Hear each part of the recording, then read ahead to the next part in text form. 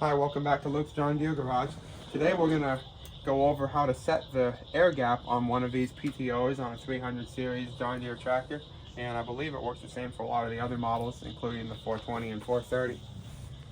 What you have with these PTOs is a spring mechanism behind here and a front mechanism that spins freely, and it catches with an electric magnet when the PTO is engaged. If the air gap on this PTO is too small, it can rub against the magnetic coil inside of it and it'll destroy it. And if it's too big, the magnet will actually draw too much power and it'll destroy it that way too.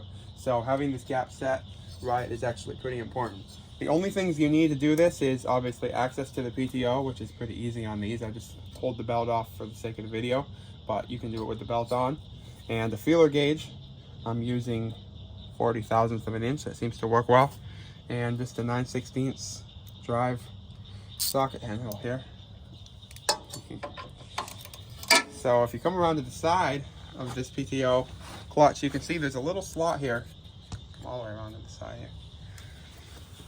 And if you look in that slot, you can see a small gap between that disc here and that front part where I'm sliding this feeler gauge in. That's the gap that we're looking to set. And it's pretty close on this unit already. But I'm just going to go ahead and tighten the bolt nearest to this gap here. Keep tightening that until there's just a little bit of tension on that feeler gauge. About there.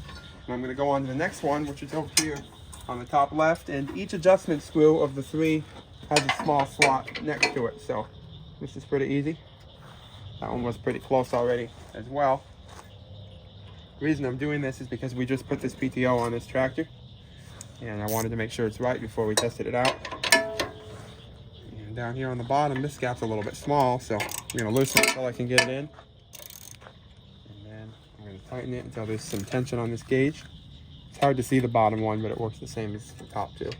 And then, now that I've got them all about equal, I'm going to go and check them all again. Might be a little loose here. You just work your way around it. This process only takes a minute or two. And when you're done, there should be some resistance spinning the clutch here so it doesn't freewheel. But the magnet should be able to engage it no problem. You can see if this works. I'm not sure if it's connected on this tractor or not.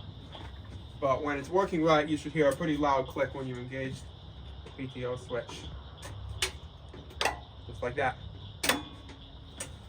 So that is how you set the air gap on your John Deere 300 and 400 series PTO. Thanks for watching.